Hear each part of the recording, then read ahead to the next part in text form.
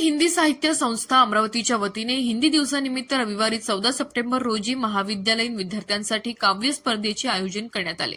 ही स्पर्धा श्री मुंगुसाजी माऊली सभागृहात झाली।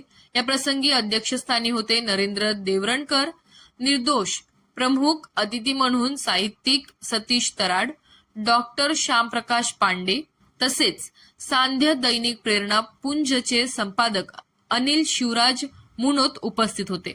स्वागताचे व उद्घाटनपर शब्द संस्थाच्या सचिव बरखा शर्मा क्रांती यांनी व्यक्त केले।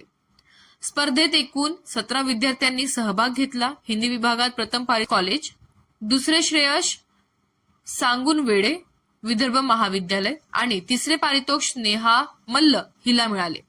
तर मराठी विभागात प्रथम पारितोषिक अंजली इंगळे पंजाबराव विधी महाविद्यालय, दुसरे संदीप कदम पंजाबराव विधी महाविद्यालय आणि तिसरे पारितोषिक गौरी महाजन विद्या भारती कॉलेज हिला मिळाले।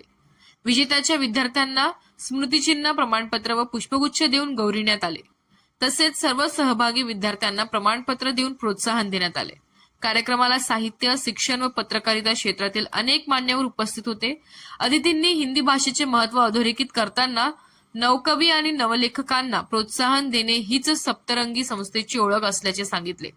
कार्यक्रमाचे संयोजन चंद्रभूषण किल्लेदार तर सूत्रसंचालन संतोष हांडे यांनी केले।